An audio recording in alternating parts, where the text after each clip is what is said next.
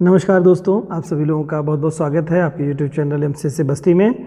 मित्रों, जैसा कि आपको पता है कि हम लोग इस समय प्रश्नों की श्रृंखला कर रहे हैं और आज हम लोग इसी क्रम में ज्योग्राफी के भूकंप, महाद्वीप और विश्व के पर्वत श्रेणियों से रिलेटेड प्रश्नों को देखेंगे, जो कि एग्ज़ाम में काफ़ी इम्पॉर्टेंट सेगमेंट होता है ये, और क्वेश्चन काफ़ी कुछ आते हैं इससे। तो आइए दोस्तों, स्टार्ट करते हैं आज की श्रृंखला को, जिसमें से जो इम्पोर्टेंट क्वेश्चंस हैं जो आपके एग्ज़ाम के लिए काफ़ी आपको सहयोगी बनाएंगे, हेल्प करेंगे और बाकी आपकी स्टडी में काफ़ी सहयोगी सिद्ध होगा आपके लिए। कुछ स्कीम भी हमने आप लोगों से बताई है, हमारी स्कीम जो चल रही है, उस स्कीम का लाभ अगर लेना चाहते हैं तो आप लोग जुड़ सकते हैं हमारी एकेडमी से और अपने स्टडी को एक अच्छे रूप दे सकते हैं। आइए दोस्तों, पहले क्वेश्चन की तरफ चलते हैं। फर्स्ट क्वेश्चन हमारा है, भूकंप के समय किन तरंगों का उद्भव होता है? होना ये चाहिए था यहाँ पे, किन तरंगों का उद्भव होता है। ठीक है, ये आपका क्वेश्चन है। तो बताइए जरा कौन कौन सी तरंगों का होता है। तो आपको मालूम है मित्रों, PSL, ठीक है, ये 3 तरंगें होती हैं जो भूकंप के उद्भव के समय उत्पन्न होती हैं। P को प्राइमरी तरंगे कहते हैं, S को सेकेंडरी तरंगे और L को जो है लॉन्ग या लव या इसको सरफेस वेव के नाम से जाना जाता है, जो कि धरातल के ऊपर चलती है। ठीक है, और सबसे ज़्यादा विनाशकारी L तरंग ही होती है। तो यहाँ पर PSL का जो ऑप्शन होगा उसमें आप देखेंगे तो क्या कह रहा है, BSL कह रहा है पहला ऑप्शन। यहाँ पर देखिए हिंदी में भी क्वेश्चन जो है ये क्वेश्चन पूछा हुआ है PCS के एग्ज़ाम में, तो इस तरह से हिंदी में लिखा हुआ क्वेश्चन था, तो इस कारण से मैंने यहाँ पर इन लोगों ये नोट करा दिया आपको। तो ये ध्यान रखिएगा आपको। तो B तो शब्द हो ही नहीं सकता है, कोई वेव होती नहीं है। फिर ABL ये भी नहीं हो सकती है, RSL यह भी नहीं हो सकती है। तो इसके बाद निश्चित तौर से जो ऑप्शन होगा वही होगा। अगला क्या कह रहा है, PSL, फिर कह रहा है FSL। तो निश्चित तौर से चौथा ऑप्शन करेक्ट होगा और आप सभी लोग बहुत आसानी से इस क्वेश्चन को कर चुके होंगे। आइए दोस्तों, नेक्स्ट क्वेश्चन की तरफ चलते हैं मित्रों। नेक्स्ट क्वेश्चन हमारा है, भूकंपीय छाया क्षेत्र से संबंधित निम्नलिखित कथनों को पढ़िए तथा सही विकल्प को चुनिए। ये आपका ऑप्शंस है। अब देखिए 2 कथन दिए हुए हैं मित्रों, अब इन दोनों कथनों को आपको पढ़ना है और इसको समझना है कि इसमें से कौन कौन से क्वेश्चंस सही हैं, ऑप्शंस कौन कौन से सही हैं। आइए दोस्तों देखते हैं। पहला स्टेटमेंट आपका है। इसमें स्टेटमेंट में पहले में कह रहा है, कथन है, एक भूकंप का छाया चित्र दूसरे भूकंप के छाया चित्र क्षेत्र से, एक भूकंप का छाया चित्र इसमें कह रहा है छाया चित्र नहीं होना चाहिए दोस्तों, यहाँ पर शब्द छाया क्षेत्र होना चाहिए। ठीक है, एक भूकंप का छाया क्षेत्र दूसरे भूकंप के छाया क्षेत्र से सर्वथा भिन्न होता है, ये स्टेटमेंट कह रहा है। तो आपको बताना सही है कि गलत है। दूसरा कथन आपका है, भूकंप लेखी भूकंप अधिकेंद्र से 105 डिग्री के बाहर किसी भी दूरी पर PS दोनों तरंगों का अभिलेखन करते हैं। ठीक है, P और S दोनों का अभिलेखन करते हैं। तो देखिए स्टेटमेंट बताना है। अब आप समझ चुके हैं प्रश्नों को। देखिए, एक भूकंप छाया क्षेत्र दूसरे भूकंप छाया क्षेत्र से सर्वथा भिन्न होता है, बिल्कुल सही कह रहा है इसमें। ठीक है, दूसरा स्टेटमेंट जो कथन कह रहा है, इसको आप देखिए, भूकंप केंद्र से 105 डिग्री के बाहर किसी भी दूरी पर P और S तरंगों का अभिलेखन करते हैं। तो ज़रा देख लीजिएगा कि जो कोण बनता है अधिकेंद्र से दोस्तों, जहाँ पर भूकंप आएगा कहीं पर भी, जहाँ पर सबसे पहले सरफेस पे महसूस होगा वही जो है अधिकेंद्र यानी एपिसेंटर कहलाता है वो। ठीक है, और दूसरा जो है जहाँ पर भूकंप नीचे होता है धरातल के अंदर, वो फोकस होता है। ठीक है, और अब कह रहा है क्या कि जहाँ पर अधिकेंद्र यानी एपिसेंटर से 105 डिग्री की बात कह रहा है, 105 डिग्री के बाहर किसी भी दूरी पर P और S तरंगों का अभिलेखन करते हैं। तो ज़रा जान लीजिए आप, 105 डिग्री से दोस्तों, 105 डिग्री मैं बता दे रहा हूँ आपको, अच्छी तरीके से समझ लीजिएगा। 105 डिग्री से लेकर के और 145 डिग्री के मध्य, 145 डिग्री के मध्य P और S दोनों तरंगों को रीड नहीं किया जाता है, नहीं रीड हो पाता है। जो भूकंप के जो अधिकेंद्र है, मतलब अधिकेंद्र के बाद में 105 डिग्री से 145 डिग्री के मध्य में कोई अंकन नहीं हो पाता है। किसका नहीं हो पाता है? ये भूकंपीय तरंगों यानी पी और एस तरंगों का अभिलेखन नहीं हो पाता है। इसके बाद 145 के बाद अगर आप देखेंगे तो एस तरंगें लुप्त हो जाती हैं, यानी इसका आकलन नहीं हो पाता है, बल्कि पी तरंगें दिखाई देती हैं आपको, ठीक है। बी तरंगों का अभिलेखन होता है 145 डिग्री के बाद में भी, ठीक है, अधिकेंद्र से। क्लियर? तो ये दूसरा वाला ऑप्शन बिल्कुल करेक्ट इनकरेक्ट हो जाएगा, पहला ऑप्शन सही हो जाएगा। अब इस आधार पर जो भी ऑप्शन बनता है वही आपका सही हो जाएगा। तो ऑप्शन कह रहा है पहला कह रहा है, फिर दूसरा कह रहा है, फिर पहला दूसरा कह रहा है, फिर उनमें से कोई नहीं कह रहा है, तो इसमें से क्या हो जाएगा? पहला करेक्ट हो जाएगा। तो पहला आंसर करेक्ट हो जाएगा। यहाँ ऑप्शन ए, बी, सी और डी ऐसे होना चाहिए था, ठीक है। तो आप समझ गए होंगे बात को। तो option first is right answer. Clear? पहला कथन सही है, दूसरा कथन गलत है, इस तरह से इसका आंसर होगा। अगला कह रहा है रिंग ऑफ फायर का संबंध किससे है? बिल्कुल बताइए अब किससे संबंध है भाई? भूकंप से संबंधित है, बिल्कुल संबंधित है भूकंप से। आप बताइए, जरा बताइए, फिर मैं जवाब देता हूँ आपको। भूकंप से संबंधित है क्या?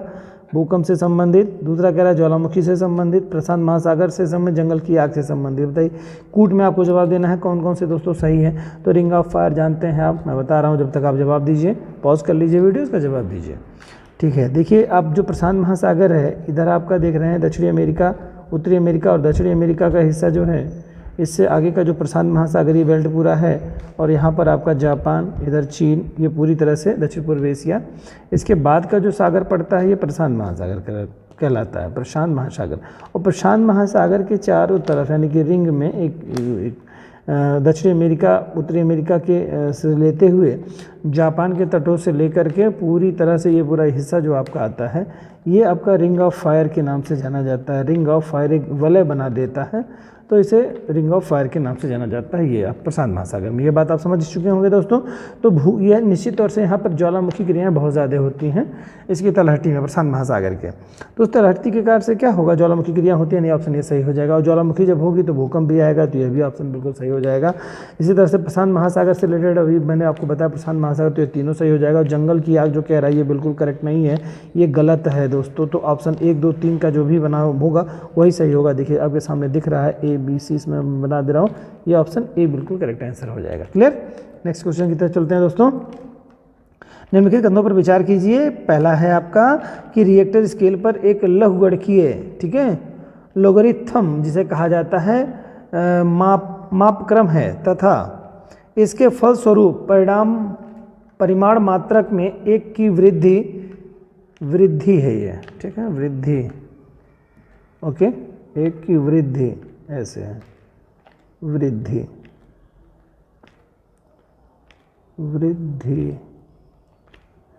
ठीक है, आयाम के 10 के गुणन को निरूपित करती है। तो ये क्या है, सही है कि नहीं है? आप जब तक सोच के बताइए। नेक्स्ट को दूसरा जो कूट दे रहा है उसमें क्या कह रहा है? कह रहा है रिएक्टर स्केल में प्रत्येक पूर्णांक पठन पर ऊर्जा पूर्ववर्ती पूर्णांक की ऊर्जा की 100 गुना होती है। तो यहाँ पे देखिए थोड़ा कूट में डिस्टर्बेंस हो गया है दोस्तों, ये ध्यान रखिएगा। ये एक ही का है, ठीक है, ये 2 का ही पूरा शेष भाग है ये, ठीक है, शेष इसका शेष पार्ट है। तो क्या कह रहा है? रिएक्टर स्केल से प्रत्येक पूर्णांक पाठन की ऊर्जा पूर्ववर्ती ऊर्जा की 32 गुना होती है दोस्तों। तो यहाँ पे 100 गुना दे रहा है, तो ये तो बिल्कुल गलत हो जाएगा आपका, ठीक है, आपको पता ही होगा ये गलत है आपका। और फिर क्या कह रहा है यहाँ पर?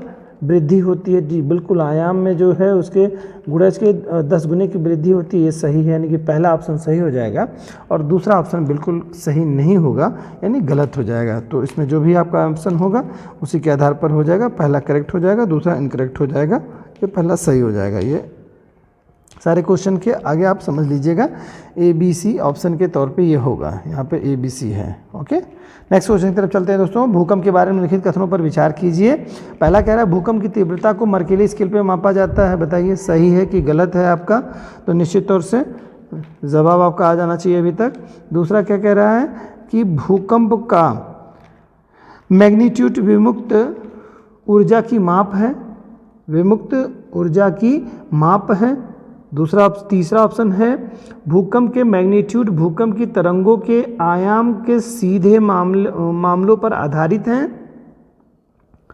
और चौथा ऑप्शन है रिएक्टर स्केल में हर पूर्णांक विमुक्त ऊर्जा के परिमाण के 2 गुनी वृद्धि का निर्देशन करता है। तो ये आपको ऑप्शन इसमें से आपको बताना है और क्या सही है क्या गलत है। तो ज़रा सा आपका जवाब आ जाना चाहिए। देखिए पहला तो मैं बता दूं आपको अब आंसर, भूकंप की तीव्रता को मर्करी स्केल पर मापा जाता है, बिल्कुल सही है। दूसरा कह रहा है भूकंप पर मैग्नीट्यूड विमुक्त ऊर्जा की माप है, यह भी सही है आपका। और भूकंप के मैग्नीट्यूड भूकंप की तरंगों के आयाम के सीधे मामलों पर आधारित है। ये जो बात कह रहा है सीधे मामलों नहीं होता, मापनों पर आधारित होगा दोस्तों, मापनों, ये गलत है, मापनों पर आधारित है। ठीक है दोस्तों, मापनों, यहाँ मैं लिख दे रहा हूँ मापनों पर आधारित है, बिल्कुल सही। ये आंसर अब सही हो गया यहाँ पर। और यहाँ पर फिर कह रहा था रिक्टर स्केल में पूर्णांक विमुक्त ऊर्जा के परिमाण की 2 गुनी होती है, ये बिल्कुल गलत है दोस्तों। इसमें क्या कह रहा है 2 गुनी होती है, नहीं यहाँ पे 2 गुनी नहीं होती है, 32 गुनी होती है। तो ये गलत भी है, आपका ऑप्शन बिल्कुल करेक्ट नहीं है। तो बाकी 1, 2, 3 के ऑप्शंस में जो होंगे वो करेक्ट हो जाएंगे दोस्तों। तो पहला दूसरा तीसरा पहले ऑप्शन में ही है। नेक्स्ट क्वेश्चन की तरफ चलते हैं दोस्तों। रिएक्टर पैमाने का उपयोग होता है मापने में, किसको नापने में? तो निश्चित तौर से बिल्कुल जवानी क्वेश्चन है, आपको पता होगा कि भूकंप की तीव्रता को ही नापा जाता है इससे। तो ये तो बिल्कुल बहुत ही सहज क्वेश्चन था। नेक्स्ट क्वेश्चन की तरफ चलते हैं। भूकंप की तीव्रता का मापन किया जाता है किसके? रिएक्टर पैमाने पर किया जाता है। ये रिएक्टर पैमाना हो जाएगा, ठीक है, रिएक्टर पैमाने पर किया जाता है। ये ऑप्शन भी करेक्ट आपका हो जाएगा। नेक्स्ट क्वेश्चन, सिस्मोग्राफ मापता है, क्या नापता है? बिल्कुल सरल सा आपका सवाल है। ये सिस्मोग्राफ जो होता है वो मशीन जो भूकंप नापती है सिस्मोग्राफ कहलाती है। किसको नापती है? भूकंप की तीव्रता को नापती है। तो ऑप्शन बी करेक्ट हो जाएगा। नेक्स्ट क्वेश्चन है दोस्तों, निम्नलिखित में से किस यंत्र का भूकंप तरंगों के मापन में प्रयोग किया जाता है?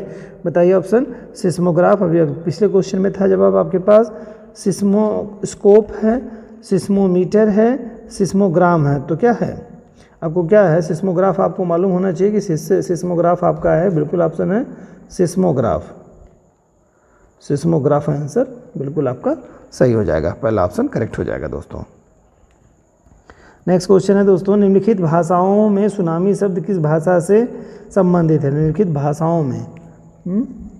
भाषाओं में सुनामी शब्द किस भाषा से? तो निश्चित तौर से आपको मालूम है अरबी है, जापानी है, हिब्रू है, लैटिन है। तो निश्चित तौर से आप जानते हैं जापान के तटों पे सबसे ज़्यादा भूकंप आता है, तो जापान, इसी कारण से इसका नाम जो है सुनामी पड़ा हुआ है, जापानी भाषा का शब्द यह है।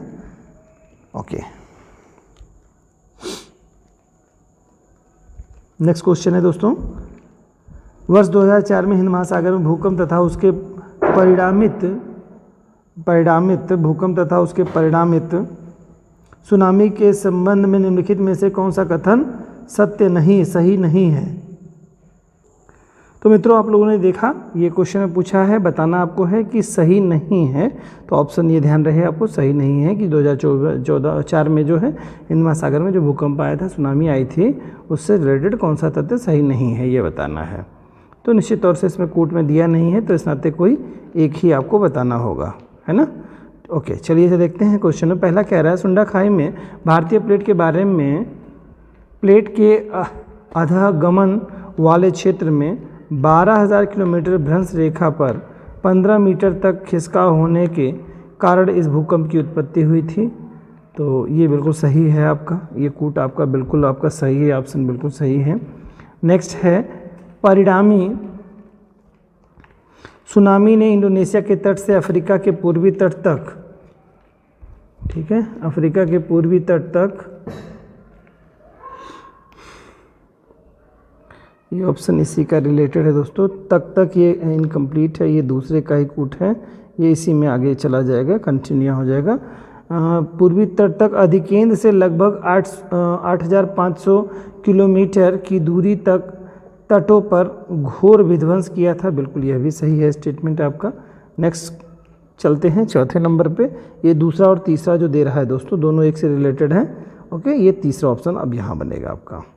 वर्तमान अनुमानों के अनुसार भूकंप जनित सुनामी ने समुद्र में डूब गई अनगिनत लाशों के अतिरिक्त 50 लाख से अधिक लोगों की मौत को घाट उतारा। नहीं, इतनी ज़्यादा संख्या नहीं थी ये 50 लाख नहीं थी, तो ये बिल्कुल ऑप्शन बिल्कुल करेक्ट नहीं है दोस्तों, ठीक है। ये करेक्ट आंसर नहीं, ऑप्शन नहीं है, ये गलत त्रुटिपूर्ण हो जाएगा आपका, ठीक है। और लगभग इसमें जो मृत्यु हुई थी वो 2 लाख के आसपास हुई थी, 2 लाख के आसपास जो है लोग मरे थे सुनामी की लहरों में, और यहाँ पे बता रहा है 50 लाख, तो ये इस नाते त्रुटिपूर्ण है ये। नेक्स्ट है आपका इसका, और कह रहा है आपका बांग्लादेश में बहुत कम लोग हताहत हुए क्योंकि भूकंप प्रभावित भ्रंश रेखा की दिक् स्थिति लगभग उत्तर दक्षिण होने से सुनामी लहरों की प्रबल शक्ति पूर्व पश्चिम दिशा में थी।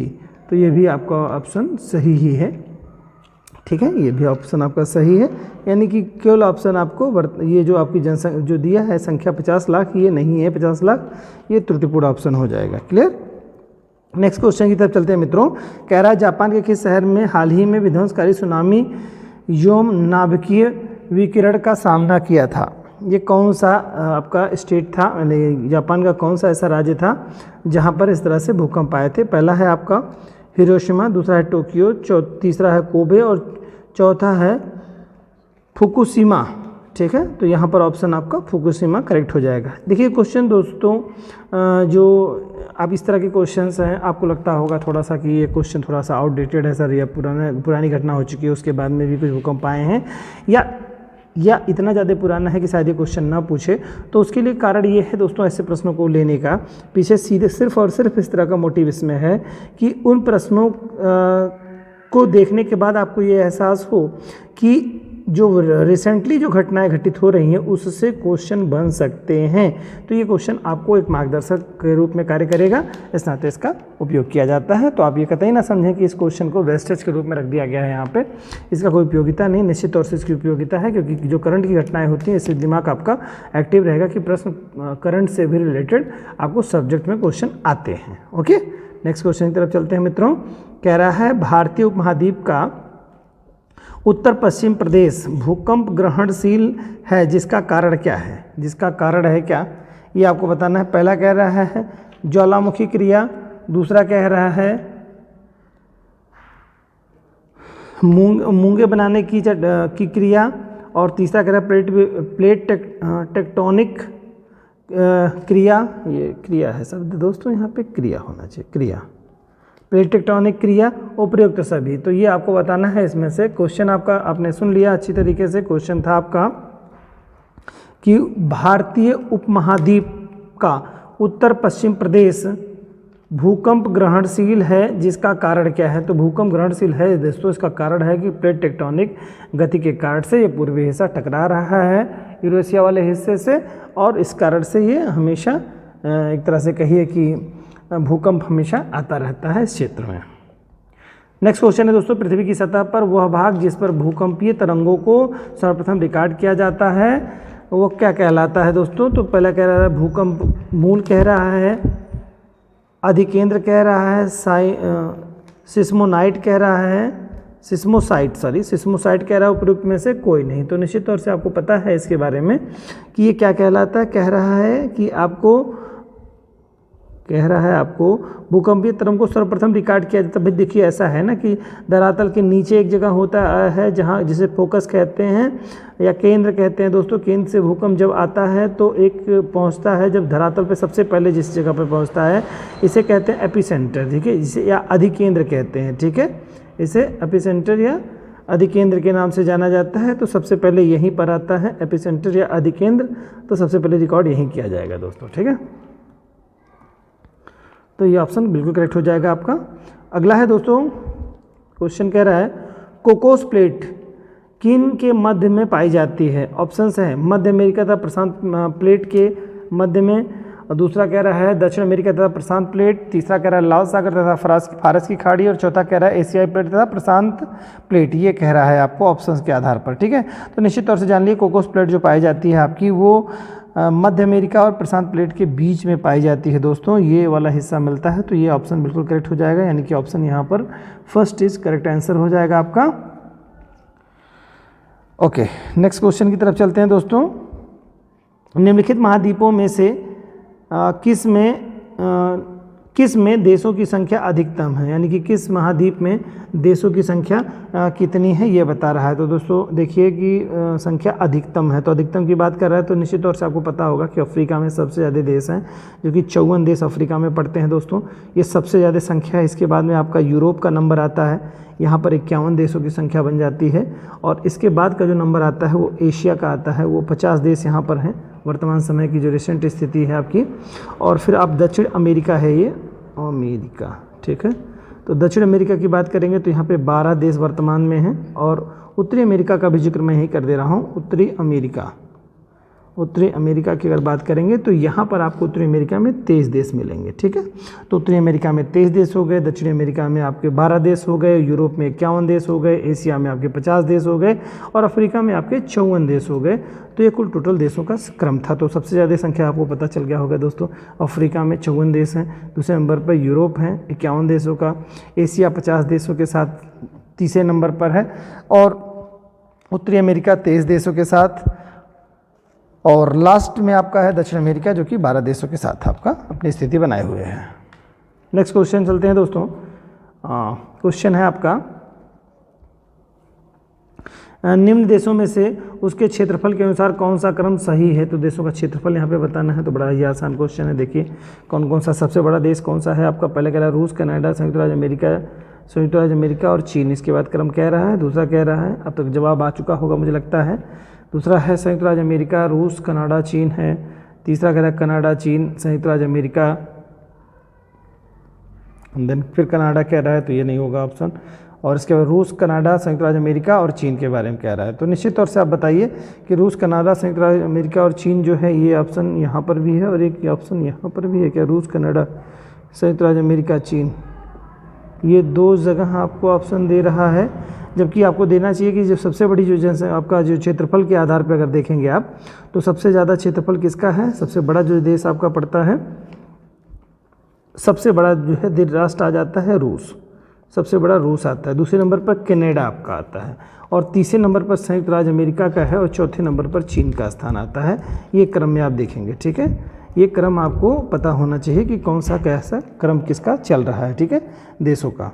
तो देशों के आधार पर आप ये बिल्कुल आकलन नहीं सही है, तो ऑप्शन बिल्कुल यही करेक्ट आंसर हो जाएगा आपका। ये आपको बहुत भली भांति बिंदुओं पे आपको ध्यान देना होगा, ठीक है। तो चलिए नेक्स्ट क्वेश्चन की तरफ चलते हैं। निम्नलिखित देशों में से कौन महाद्वीपों के क्रम का सही अनुक्रम यानी कि अवरोही क्रम है, यानी कि यहाँ पर महाद्वीपों की बात कर रहा है, टोटल महाद्वीप जो हैं वो किसका साइज सबसे बड़ा है, ये कहने का मतलब है अवरोही क्रम कह रहा है, यानी अवरोही मतलब घटते हुए क्रम में आप जाने की बात कर रहा है। तो सबसे बड़ा जो क्षेत्रफल के आधार पर देखेंगे तो दोस्तों आपको मालूम होना चाहिए कि सबसे ज़्यादा क्षेत्रफल मैं बता दूं आपको कि अफ्रीका का सबसे बड़ा क्षेत्रफल है, ठीक है। क्षेत्रफल के लिहाज से आप देखेंगे तो आपको अफ्रीका सबसे ज़्यादा आपको इसमें मिलेगा और एशिया सबसे बड़ा है। लेकिन यहाँ पर देखिए, यहाँ पर कहीं पर भी एशिया का जिक्र नहीं कर रहा है दोस्तों, एशिया का जिक्र कहीं नहीं, एशिया का जिक्र है एक जगह पर, ठीक है। एशिया है, अफ्रीका है, उत्तरी अमेरिका है और यूरोप है। हाँ बिल्कुल यही सही दे रहा है आपको। जो क्षेत्रफल के आधार पर अगर देखेंगे तो सबसे बड़ा क्षेत्रफल एशिया का है आपका, ठीक है। इसके बाद अफ्रीका आपका दूसरे नंबर पे है, फिर अमेरिका है, उत्तरी अमेरिका, ठीक है। इसके बाद यूरोप का क्षेत्र आपका आता है। ये क्रम आपका इस रूप में दिया हुआ है, ठीक है। तो नेक्स्ट क्वेश्चन की तरफ चलते हैं दोस्तों। कह रहा है निम्नलिखित में से 2 सबसे छोटे महाद्वीप कौन से हैं, ठीक है। सबसे छोटे महाद्वीपों की बात कर रहा है तो निश्चित तौर से आप देखेंगे कि यूरोप और ऑस्ट्रेलिया का जो क्रम होगा वो सबसे छोटे में आपको आ जाएगा, ये आपको पता ही होगा। इसके अलावा सभी देखेंगे, अंटार्कटिका तो बहुत बड़ा है, यूरोप का नंबर तो खैर छोटे में है लेकिन इसकी अंटार्कटिका बड़ा हो जाता है, यूरोप है, ऑस्ट्रेलिया है, ठीक है। और इसके अलावा देखेंगे एशिया है, दक्षिण अमेरिका है, तो ये सब बड़े हैं सब। एशिया तो सबसे बड़ा है, आपको भी बताया पिछले क्वेश्चन में। तो ऑप्शन 4 इज़ राइट आंसर हो जाएगा यहाँ पे दोस्तों, ठीक है। नेक्स्ट क्वेश्चन आपका है कि निम्नलिखित महाद्वीपों में से किस में प्रति व्यक्ति भूमि सर्वाधिक है, यानी प्रति व्यक्ति यानी जनसंख्या के हिसाब से आप देखेंगे महाद्वीप में प्रति व्यक्ति भूमि सबसे ज़्यादा है। तो बात करेंगे यहाँ पर हम अब गेस करिए जरा सा कौन सा है क्षेत्रफल में जो सबसे ज़्यादा होगा, यानी जनसंख्या कम होगी क्षेत्रफल ज़्यादा होगा, वो महाद्वीप के बारे में बताइए। एशिया है, यूरोप है, उत्तरी अमेरिका है और ऑस्ट्रेलिया है। तो निश्चित तौर से ऑस्ट्रेलिया हो जाएगा दोस्तों, क्योंकि ऑस्ट्रेलिया में जानते हैं रेगिस्तानी क्षेत्र बहुत ज़्यादा है, जनसंख्या उस परिप्रेक्ष्य में है नहीं, जितना बड़ा वो महाद्वीप है। ओके, ये करेक्ट आंसर आपका बिल्कुल सही हो जाएगा, चौथा आपका करेक्ट हो जाएगा ऑस्ट्रेलिया। ओके, नेक्स्ट क्वेश्चन की तरफ चलते हैं मित्रों। निम्नलिखित में से कौन सा महाद्वीप संसार में सर्वाधिक माध्य ऊंचाई वाला है? ठीक है, सर्वाधिक माध्य ऊंचाई वाला देश आपको बताना है कि सर्वाधिक माध्य ऊंचाई वाला देश कौन सा है। नेक्स्ट कोई ऑप्शन इसमें है दक्षिण अमेरिका, दक्षिणी ध्रुव अंटार्कटिका, ये आपका कह रहा है दक्षिणी ध्रुव अंटार्कटिका, ये ऐसे नहीं होना चाहिए, इसको होना ये चाहिए यहाँ पे दक्षिणी ध्रुव अंटार्कटिका, ये कहेंगे दक्षिणी ध्रुव पर आपका क्या है, अंटार्कटिका महाद्वीप है। ठीक है, ये कहने का सेंस है। दूसरा है उत्तरी अमेरिका है, सॉरी एशिया है, और तीसरा उत्तरी अमेरिका है, चौथा दक्षिणी अमेरिका है। तो बताना आपको क्या है कि विश्व में संसार में सर्वाधिक माध्य ऊंचाई वाला जो क्षेत्र होगा वो कौन सा होगा आपका, सबसे ज़्यादा ऊंचाई वाला, तो अंटार्कटिका महाद्वीप होगा इसमें से दोस्तों। ठीक है, अंटार्कटिका महाद्वीप यानी कि दक्षिणी ध्रुव वाला क्षेत्र जो होगा, ये ऑप्शन आपका बिल्कुल करेक्ट यही हो जाएगा। और सभी महाद्वीपों में सर्वाधिक माध्य ऊंचाई वाला जो महाद्वीप है वो आपका अंटार्कटिका महाद्वीप है, यानी दक्षिणी ध्रुव आप कह सकते हैं उसको। ठीक है, नेक्स्ट क्वेश्चन है दोस्तों, ये IAS में आया हुआ है दोस्तों क्वेश्चन, जो लास्ट अभी हमने पूछा, सबसे माध्य ऊंचाई वाला अंटार्कटिका महाद्वीप है। ठीक है, नेक्स्ट क्वेश्चन है जानते हैं करके शब्द स्टार्ट हो रहा है इसमें कि क्वेश्चन आपको इसमें कुछ त्रुटि है, तो इस क्वेश्चन में बताना है दोस्तों निम्नलिखित में से ये ऑप्शन, ये आपका ये अतिरिक्त इसमें मेंशन हो चुका है, जो कि नहीं होना चाहिए, ये अतिरिक्त है। आपको यहाँ पे होना चाहिए कि आप निम्नलिखित में से कौन सा एक सही सुमेलित है, ये आपका है कौन एक सही सुमेलित है, आपको इनमें से ये बताना है आपको कि सुमेलित कौन है।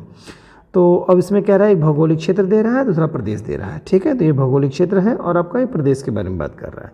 तो पहला कह रहा है दोस्तों अबिशीनिया का पठार अरब दे रहा है, अबिशीनिया का पठार जो है वो दे रहा है, अबिशीनिया का पठार या अबिसीनिया, एबिसीनिया या अबिशीनिया बात एक ही है, दोनों का पठार जो दे रहा है यहाँ पे अरब दे रहा है, जबकि होना चाहिए पूर्वी अफ्रीका। मैं आपको बता दे रहा हूँ यहाँ पर, आप इसको मेंशन कर लीजिए, नोट कर लीजिए। अरब गलत दे रहा है, अरब प्रायद्वीप नहीं है, पूर्वी अफ्रीका के क्षेत्र में पाया जाता है अबिशीनिया का पठार। और दूसरा कह रहा है कि एटलस पर्वत उत्तर पश्चिम अफ्रीका में पाया जाता है, तो बिल्कुल सही है, ये उत्तर पश्चिम अफ्रीका में एटलस पर्वत पाया जाता है, जो कि बड़ा ही फेमस पर्वत है, आपको सभी को पता है। भूमध्य सागर जो आपका उसके नीचे वाले हिस्से में बिल्कुल बड़े क्षेत्र में पाया जाता है। आपको विश्व का सबसे बड़ा रेगिस्तान है ये। ओके, दूसरा है गुयाना उच्च भूमि के बारे में कह रहा है, गुयाना उच्च भूमि कहाँ पे, ये इससे रिलेटेड बात पूछ रहा है, तो ये कहाँ पड़ता है, ये उत्तर दक्षिण अमेरिका वाले क्षेत्र में पड़ेगा। यहाँ दक्षिण पश्चिम अफ्रीका कह रहा है, तो ये गलत कह रहा है, ये कह मिलेगा आपको उत्तर दक्षिण अमेरिका, उत्तरी दक्षिणी अमेरिका, यानी उत्तर दक्षिण अमेरिका वाले क्षेत्रों में आपको विस्तृत मिलेगा ये आपका गुयाना उच्च भूमि। और अगला है आपका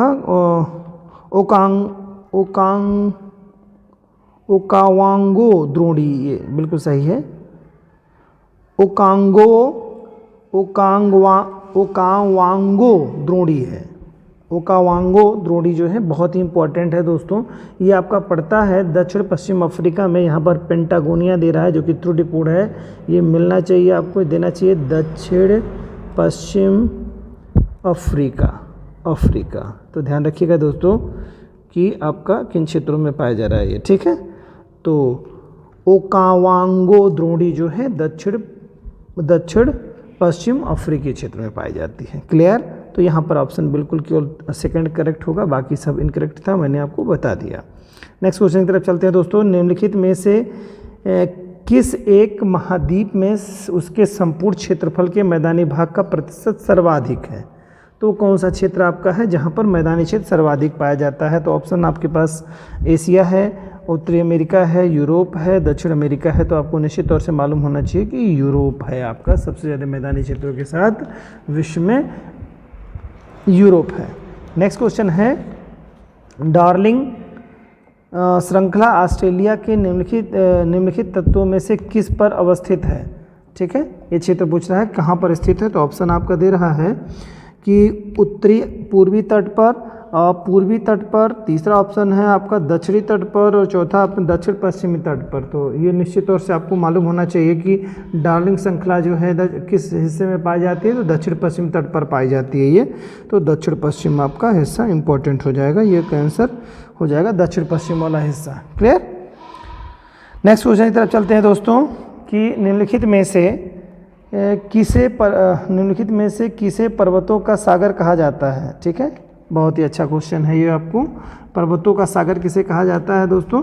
तो ऑप्शंस आपको जवाब आ चुका होगा। ब्रिटिश कोलंबिया, जापान है, दक्षिण अमेरिका का पश्चिमी तट है और दक्षिण पूर्वी एशिया यहाँ पे ऑप्शन दे रहा है। तो ब्रिटिश कोलंबिया आपको मालूम है कि इसे पर्वतों का सागर कहा जाता है। ब्रिटिश कोलंबिया जो नाम है ये आपका मालिन्यूकस सेंट जॉन की पुस्तक जो है, जो एक पुस्तक रही है द सी ऑफ माउंटेन। ठीक है, जिनकी पुस्तक जी थी और जो कि पब्लिश हुई थी 1876 ईस्वी में, और इसी के आधार पर इसका नाम जो है ब्रिटिश कोलंबिया रखा गया है। ठीक है, एक count of Lord Dufferin to the British Columbia इनकी जो पुस्तक रही है उसमें इन्होंने इसके बारे में किया है। तो ये पर्वतों का, बस इतना आपको ध्यान रखना है इसमें कि पर्वतों का सागर किसे कहा जाता है। तो ब्रिटिश कोलंबिया को आप कहेंगे, बिल्कुल करेक्ट आंसर हो जाएगा।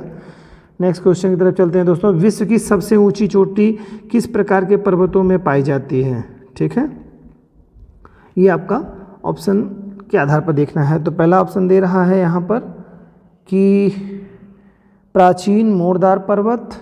ये ऑप्शन यहाँ पर त्रुटिपूर्ण हो गया है दोस्तों, क्षमा चाहेंगे आपसे। ये यहाँ पर ऑप्शन यहीं से करेक्ट हो जाना चाहिए, यहाँ पर ऑप्शन ए होना चाहिए। दूसरा कह रहा है अवशिष्ट पर्वत, तीसरा कह रहा है नवीन मोरदार पर्वत, चौथा कह रहा है ब्लॉक पर्वत। यहाँ पर क्रम भी थोड़ा सा डिस्टर्ब होगा तो मैं इसको हटा देता हूँ। ब्लॉक पर्वत है, विश्व की सर्वाधिक लंबी पर्वत श्रृंखला है। ये क्वेश्चन नेक्स्ट का हो गया है दोस्तों, ये यहाँ से नहीं रहेगा, यहाँ से इसको हटा दीजिए। अब इनमें से बताइए आपको ऑप्शन, आपके पास ऑप्शन है ये यहाँ से आपका हो जाएगा क्वेश्चन। क्लियर है, ओके। देखिए इसमें पहला है ये ऑप्शन आपका पहला होगा, ये दूसरा हो जाएगा, ये तीसरा होगा, ये चौथा होगा। ठीक है, अब कह रहा है विश्व की सबसे ऊंची चोटी किस प्रकार के पर्वतों में पाई जाती है। तो आपको बताना है कि किस में। तो आप निश्चित तौर से जानते होंगे, प्राचीन मोरदार पर्वत कह रहा है, अवशिष्ट पर्वत कह रहा है, नवीन मोरदार पर्वत कह रहा है, ब्लॉक पर्वत। तो जानते हैं आपकी सबसे ज़्यादा जो है ऊंची चोटियाँ पाई जाती हैं इस हिमालय पर्वत में। हिमालय क्या है, नवीनतम फोल्डेबल माउंटेन है, वलित पर्वत है। ठीक है, नवीन पर्वत, वलित पर्वत। तो ऑप्शन बिल्कुल 3 इस करेक्ट आंसर हो जाएगा यहाँ पर आपको। ठीक है, नेक्स्ट क्वेश्चन की तरफ चल रहे हैं दोस्तों। ये ऑप्शन आपका यहाँ से आप इसको देख लें कि विश्व का ये क्या कह रहा है इस क्वेश्चन में। यहाँ पर ये त्रुटिपूर्ण थोड़ा सा क्वेश्चन यहाँ पे क्रम में आ गया है आपका। कह रहा है विश्व की सर्वाधिक लंबी चोटी श्रृंखला कौन सी है, एंडीज हिमालय। ये तो यहीं पे देखिए ऑप्शन एक ही क्वेश्चन में कर दिया गया है, थोड़ा त्रुटिपूर्ण हो गया है, इन्होंने ऑपरेटर साहब ने त्रुटि कर डाली है। ठीक है, नेक्स्ट क्वेश्चन की तरफ देखिए क्या करेक्ट क्या दे रहा है। एंडीज पर्वत श्रेणी निम्नलिखित में से किस महाद्वीप में स्थित है। हाँ चलिए ये क्वेश्चन देख लेते हैं दोस्तों। ये आपका यहाँ से क्वेश्चन देखते हैं हम लोग। एंडीज पर्वत श्रेणी निम्नलिखित में से किस महाद्वीप में स्थित है, बिल्कुल बताइए। आप जानते हैं दक्षिण अमेरिका वाले हिस्से में स्थित है। ठीक है, एंडीज, रॉकीज़ और एंडीज़। रॉकीज़ जो आपके उत्तरी अमेरिका के पश्चिमी तट पर है और एंडीज़ जो आपकी है कहाँ पे है, ये दक्षिण अमेरिका के पश्चिमी तट पर स्थित है। तो ये बिल्कुल आपका दक्षिण अमेरिका ऑप्शन हो जाएगा, तो करेक्ट आंसर होगा। तो बिल्कुल जवानी क्वेश्चन था, आपने कर लिया। दक्षिणी आल्प्स पर्वत, ठीक है, दक्षिणी आल्प्स पर्वत जो है कहाँ पर स्थित है और बता रहा है, बहुत ही महत्वपूर्ण है दोस्तों ये आपको बताना होगा। ऑस्ट्रेलिया कह रहा है, दक्षिणी अफ्रीका कह रहा है, अंटार्कटिका कह रहा है, न्यूजीलैंड। तो न्यूजीलैंड का नाम सुना है आपने, न्यूजीलैंड में पड़ता है आपको दक्षिणी आल्प्स पर्वत। ठीक है, न्यूजीलैंड के दक्षिणी द्वीप में के पश्चिमी भाग पर ये फैली हुई पर्वत श्रेणी है। ठीक है, तो ये थोड़ा ध्यान रखना है। और इसकी जो सर्वोच्च चोटी इसकी जो है माउंट कुक है। ठीक है, माउंट कुक, या इसको ही आप कह सकते हैं अवोरा की मैं लिख दे रहा हूँ यहाँ पर, अवोरा की। ठीक है, अवोरा की अनुपस्थिति में आप क्या करेंगे, माउंट कुक चोटी है न्यूजीलैंड। ठीक है, न्यूजीलैंड की है, ठीक है। ओके, नेक्स्ट क्वेश्चन की तरफ चलते हैं मित्रों। विश्व की निम्न पर्वत श्रृंखलाओं में उनकी लंबाई के अवरोही क्रम में रखिए, ठीक है, उनकी लंबाई के अवरोही क्रम में रखिए तथा नीचे दिए गए कूट की सहायता से उनका चयन कीजिए। अवरोही क्रम का मतलब हो गया आपको घटते हुए क्रम, यानी सबसे बड़ी फिर उसके बाद छोटी, इस तरह से आपको बताना है निम्नलिखित पर्वत श्रृंखलाओं में से। ऑप्शन है एंडीज है, हिमालय है, ग्रेट डिवाइडिंग रेंज है, ठीक है, और इसके बाद फिर आपका रॉकीज़ है। तो आप बताइए सबसे लंबी जो पर्वत श्रृंखला है वो कौन सी आपकी है? सबसे यहाँ पर आपको बताना है अवरोही क्रम में घटते हुए क्रम में चलना है, तो एंडीज पर्वत श्रेणी सबसे बड़ी पर्वत श्रेणी है, ठीक है। तो यहाँ पर ऑप्शन में एंडीज है नंबर 1 पर, ठीक है। एंडीज पर्वत श्रृंखला के बारे में आपको चलना है। दूसरे नंबर पर आपका आता है रॉकीज़, ठीक है, नंबर 1 पे मैं यहाँ पे नोट कर दे रहा हूँ आपको। पहले नंबर पर आपका आएगा एंडीज, उसके बाद रॉकीज़, ठीक है, इसके बाद great dividing range, great dividing range आपका हो जाएगा, जो कि सबसे लंबी श्रृंखला के रूप में आपका आ जाएगा। ग्रेट डिवाइडिंग रेंज आपका जो आ जाएगा, ये तीसरे नंबर पे आपको ग्रेट डिवाइडिंग रेंज का श्रृंखला जो आनी चाहिए, यहाँ पर होगी ये, इसकी लंबाई जो है लगभग इतनी ही ग्रेट डिवाइडिंग रेंज की है। और फिर इसके बाद में आपका हिमालय आएगा, हिमालय, ये आपका क्रम बनेगा, ठीक है। ये 3 आपकी जो है जो लंबाई के क्रम में अगर देखेंगे तो यहाँ पर ये चीज़ें बनेंगी। और लेकिन यहाँ पर दोस्तों देखिए क्वेश्चन में हमें देखना है लंबाई का तो क्रम यह बनेगा, कह रहा है उनकी लंबाई के अवरोही क्रम में, ठीक है, यहाँ पर कह रहा है उनकी लंबाई के अवरोही क्रम में व्यवस्थित कीजिए, ठीक है। तो लंबाई का अवरोही क्रम तो बन यही रहा, तो ये आपको ध्यान रखना होगा इस क्रम में कि कौन से क्या क्रम में आ रहे हैं। तो मैंने आपको बताया एंडीज सबसे पहले नंबर पर है, दूसरे नंबर पर आपका रॉकीज़ है, तीसरे ग्रेट डिवाइडिंग रेंज है और चौथे नंबर पर हिमालय है। तो इस हिसाब से जो क्रम में आपको आ रहा है उसी क्रम से आपको देख लेना होगा। आप सीधे से सवाल के जवाब कर देंगे, यानी पहला होगा, फिर इसके बाद में आपका चौथा ऑप्शन होगा, तो पहला चौथा, फिर इसके बाद आपका तीसरा और दूसरा, तीसरा और दूसरा, बिल्कुल सही है, तीसरा और दूसरा का ऑप्शन है, पहला चौथा तीसरा, यानी B option is correct answer, ठीक है, ये आपका सही हो जाएगा आंसर। क्लियर? तीसरा और दूसरे के क्रम में अगर आप चलेंगे तो तीसरे नंबर पर आपका क्या है? हाँ बिल्कुल ठीक है, रॉकीज़। हिमालय का क्रम क्या बता रहा है इसमें? हिमालय आपका दूसरे नंबर पे, ठीक है। तो यहाँ पर हिमालय कौन से नंबर पर दे रहा है? दूसरे नंबर पर, ठीक है। ऑप्शन आपका बिल्कुल सही है, तो आपका करेक्ट आंसर हो जाएगा ये। पहले नंबर पर आपका हो जाएगा रॉकीज़ हो जाएगा, ठीक है। लॉस्ट मैंने बताया ना कि सबसे नंबर 1 पर एंडीज है, दूसरा नंबर रॉकीज़ है, तीसरे नंबर पर आपका क्या है? ये डिवाइडिंग रेंज है, चौथे नंबर पर आपका हिमालय पर्वत है। मैं थोड़ी सी इसकी लंबाई के बारे में भी बात कर दूं तो जो एंडीज़ पर्वत है ये 7200 मीटर की जो है इसकी लंबाई है। और यहाँ पर अगर आप देखेंगे इस तरह के सेंस में यहाँ बनता चला जाएगा आपका। फिर इसके बाद में इसकी 4800 है और फिर इसके बाद में 3700 है ग्रेट डिवाइडिंग रेंज की, और हिमालय की जो है वो 2500 है। ये किलोमीटर में सब रहेंगे दोस्तों, ठीक है। जो आपका कहेगा वो आपका लंबाई में आपका क्रम बनेगा, ठीक है। तो ये है आपका, इस तरह से आपका ये जवाब बनेगा, ठीक। नेक्स्ट क्वेश्चन है दोस्तों, आल्प्स पर्वत श्रेणी किस देश का हिस्सा नहीं है? यानी कि आल्प्स पर्वत श्रेणी किस देश में नहीं आपको मिलती है? तो ऑप्शन देखिए, ये तो जानते हैं आल्प्स आपका यूरोप की पर्वत श्रेणी है। तो कह रहा है फ्रांस में, ऑस्ट्रिया में, जर्मनी में, इंग्लैंड में। तो निश्चित तौर से इंग्लैंड नहीं होगा, क्योंकि इंग्लैंड तो समुद्र के उस वाले हिस्से में अलग, बिल्कुल अलग थलग है, यूरोप के हिस्से से कटा हुआ, तो ये नहीं होगा आल्प्स पर्वत श्रेणी। बाकी फ्रांस, ऑस्ट्रिया और जर्मनी में पाया जाएगा, तो ये करेक्ट आंसर हो जाएगा, ठीक है। और काफ़ी लंबी पर्वत श्रेणी है, इसके बारे में भी आप थोड़ा सा जानते होंगे कि इसकी जो लंबाई है वो 4810 मीटर के लगभग करीब में है, 4810।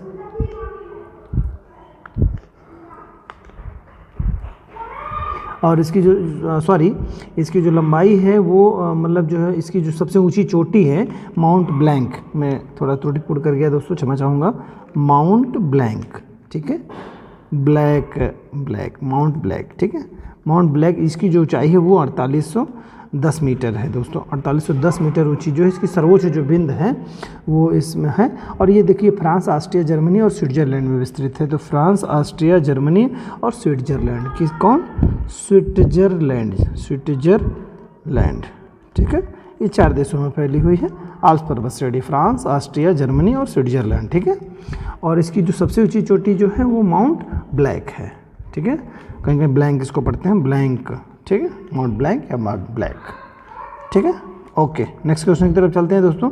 व्हाइट पर्वत पाए जाते हैं कहाँ पे पाए जाते हैं दोस्तों? तो बता रहा, ऑप्शन दे रहा है आपको, कनाडा है, और दूसरा ऑप्शन है नॉर्वे, तीसरा है यूरोप रूस, और चौथा है संयुक्त राज्य अमेरिका। तो निश्चित तौर से ये अमेरिका में पाया जाता है। आप जानते हैं बहुत अच्छी तरीके से कि व्हाइट पर्वत जो है वो आपका संयुक्त राज्य अमेरिका में पाया जाता है, ठीक है। नेक्स्ट क्वेश्चन है दोस्तों, भारत और म्यांमार के बीच सीमा निर्धारित करने वाले 3 पर्वत श्रेणियाँ कौन कौन सी हैं? बड़ा ही अच्छा क्वेश्चन है दोस्तों, इसको आपको ध्यान रखना होगा कि कहाँ है, कौन सा है। तो कह रहा है कि भारत म्यांमार सीमा के बारे में बात कर रहा है। तो कह रहा है खासी, पटकोई और अराकान योमा। तो निश्चित तौर से ये खासी, तो जो आपका गारो खासी, तो आपका ये आपका मेघालय वाले क्षेत्र में पाया जाता है, तो ये तो होगा ही नहीं म्यांमार वाली सीमा पर। दूसरा कह रहा है अकाई पर्वत श्रेणी के बारे में कह रहा है, तो अकाई पर्वत श्रेणी भी नहीं है वहाँ पे। ग्रेट डिवाइडिंग रेंज की बात कर रहा है, ग्रेट डिवाइडिंग रेंज तो आपको ऑस्ट्रेलिया जाना पड़ेगा, तो वो नहीं है आपका। इनमें से कोई नहीं, तो बिल्कुल ऑप्शन यही आपका करेक्ट ऑप्शन हो जाएगा, ठीक है। तो ये आपको जानना होगा कि बर्मीज अराकान योमा पर्वत श्रेणी जो है पश्चिमी म्यांमार और भारत म्यांमार की सीमा का निर्धारित करने वाली मुख्य श्रेणी है। तो ये ऑप्शन में अगर होता तो बिल्कुल आपका सही हो जाता आपका ऑप्शन, ठीक है। तो इनमें से कोई नहीं है, तो ऑप्शन डी करेक्ट होगा यहाँ पर। अगला है दोस्तों, हिमालय का विस्तार अराकान योमा जिन देशों में स्थित है वह है, ठीक है। अराकान योमा जिन देशों में विस्तृत है वो हैं, कौन है? म्यांमार है आपका, कह रहा है नेपाल, कह रहा है बलूचिस्तान और कश्मीर कह रहा है। तो निश्चित तौर से आप जानते हैं, अभी बात हुई अराकान योमा पर्वत श्रेणी जो है वो भारत और म्यांमार के बीच में है, तो ऑप्शन बिल्कुल करेक्ट हो जाएगा 1 नंबर का। कह रहा है ब्लैक फॉरेस्ट पर्वत स्थित है, कहाँ पर स्थित है? तो ये आपको बताना है कि ऑप्शन है फ्रांस, यूक्रेन, जर्मनी और रूस। तो निश्चित तौर से आपको मालूम होगा कि जर्मनी में स्थित है। ये जर्मनी में कौन सा पर्वत आपका? ब्लैक फॉरेस्ट जो पर्वत है आपका कहाँ पर है दोस्तों? जर्मनी में स्थित है।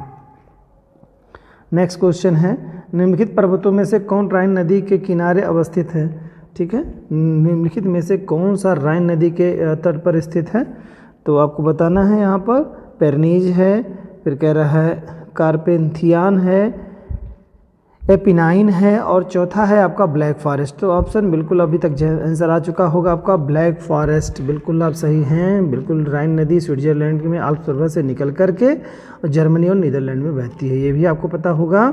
और ये जाकर के आगे उत्तरी सागर में गिरती है। कौन सी नदी? राइन नदी। कहाँ से होकर के बहती है? स्विट्जरलैंड के आल्प्स पर्वत से निकलती है, स्विट्जरलैंड वाले हिस्से से जो आल्प्स पर्वत है वहाँ से निकलती है। इसके पहले मैंने भी आपको आल्प्स पर्वत के बारे में बताया, ये 4 देशों से होकर के गुजरता है। तो स्विट्जरलैंड में आल्प्स पर्वत से निकलती है, और जर्मनी और नीदरलैंड से प्रवाहित होती हुई उत्तर सागर में जाकर के गिर जाती है, ठीक है।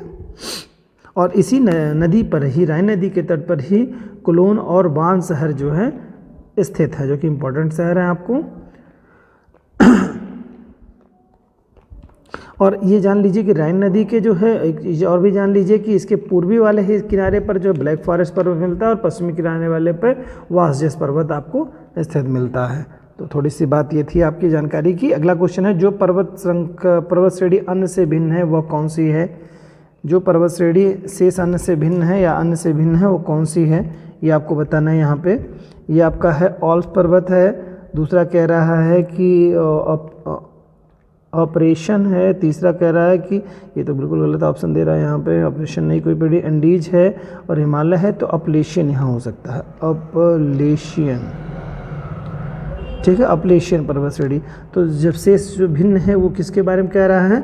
तो निश्चित तौर से यही ऑप्शन आपका बिल्कुल सही हो जाएगा आपका, कि अपलेशियन पर्वत श्रेणी। अपलेशियन पर्वत श्रेणी जो है इन सभी से भिन्न है, ठीक है।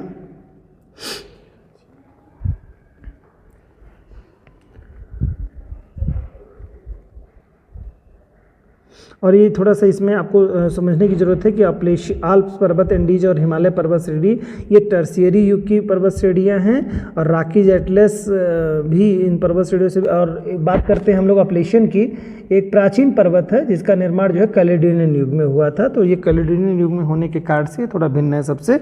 ये सबका जो है टर्शियरी युग में हुआ था और इसका कैलेडोनियन काल में हुआ था। तो ये थोड़ा सा आपको इम्पॉर्टेंट आपके लिए हो जा रहा है क्योंकि भिन्न है सबसे।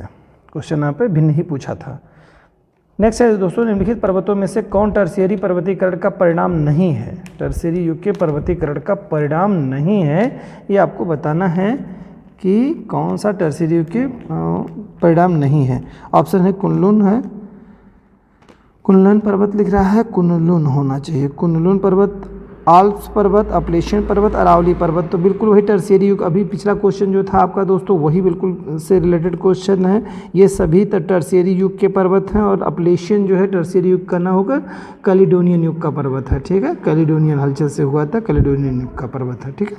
तो ये option third is right answer हो जाएगा, परिणाम नहीं है, यानी कि तीसरा ही गलत है। अगला है दोस्तों पेनाइन, ठीक है। पेनाइन कह रहा है जो कि यूरोप के बारे में बता रहा है, पेनाइन पर्वत के बारे में, पेनाइन यूरोप के बारे में बता रहा है। और दूसरा कह रहा है अपलेशियन, जो कह रहा है अमेरिका कह रहा है, और अरावली कह रहा है वो भारत। उदाहरण है, किसके उदाहरण बता रहा है? युवा पर्वत के उदाहरण कह रहा है, ब्लॉक पर्वत के उदाहरण बता रहा है, पुरानी पर्वत श्रृंखला के उदाहरण बता रहा है, और फोल्ड पर्वत श्रृंखला के। तो फोल्ड तो नहीं है दोस्तों, ठीक है, फोल्ड पर्वत के नहीं है ये वो। और युवा पर्वत तो बिल्कुल नहीं है ये। ब्लॉक पर्वत है, ये बिल्कुल नहीं है, ब्लॉक पर्वत है ये, ऐसे नहीं बने हैं ये कौन है? पुरानी पर्वत श्रृंखला के हैं, ये बिल्कुल है, ठीक है। ये जो आपकी काफ़ी पुरानी पर्वत श्रृंखला रही है, सबसे पुरानी भारत के बारे में आप जानते हैं कि सबसे पुरानी अरावली पर्वत श्रेणी है। तो अपलेशियन पर्वत श्रेणी और पेनाइन पर्वत श्रेणी, और ये सब जो है इसी से क्रम में आपकी बनी हुई हैं। अगला क्वेश्चन है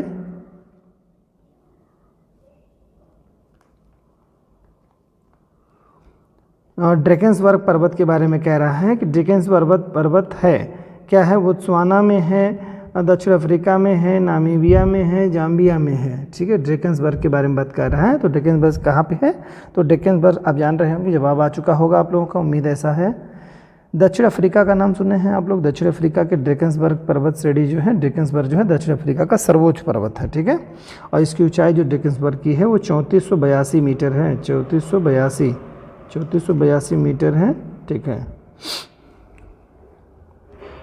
और इसका जो विस्तार पाया जाता है ड्रैकेंसबर्ग पर्वत का, ये दक्षिण अफ्रीका एवं लेसोथो, ये जो दो देश हैं, दक्षिण अफ्रीका और लेसोथो, ये दो देशों के मध्य में पाया जाता है। तो थोड़ा सा इतना इंपॉर्टेंट आपके लिए है, जितना ध्यान रखिएगा, ड्रैकेंसबर्ग। और चौथा 40वां और लास्ट क्वेश्चन आज का है, किस महाद्वीप में एटलस पर्वत स्थित है? तो बिल्कुल बहुत ही आसान क्वेश्चन है, लास्ट क्वेश्चन बिल्कुल ईजी क्वेश्चन था आपके लिए। और अफ्रीका कह रहा है, और दूसरा आपको जो ऑस्ट्रेलिया है, तीसरा एशिया है, और चौथा यूरोप है। तो निश्चित तौर से आपको मालूम है कि अफ्रीका है, एटलस पर्वत श्रेणी सबसे जो है महत्वपूर्ण आपके लिए है, अफ्रीका के पाई जाती है। तो ये आपके कुल क्वेश्चन 40 क्वेश्चन इस तरह से समाप्त हुए दोस्तों। अब हम लोग इस तरह से आपके ये पर्वतों से रिलेटेड जितने भी प्रश्न थे, भूकंप से रिलेटेड जो क्वेश्चन थे, वो भी क्वेश्चनों को देखा। उम्मीद है कि आपके लिए एग्जाम में काफ़ी हेल्पफुल होगा और आप आसानी से इस क्वेश्चन को करने के बाद में एक अच्छी स्थिति पे अपने आप को महसूस कर रहे होंगे। ओके दोस्तों, मिलते हैं नेक्स्ट वीडियो के साथ। तब तक के लिए बहुत बहुत धन्यवाद, आप लोगों ने अपना समय दिया। जय हिंद, जय भारत।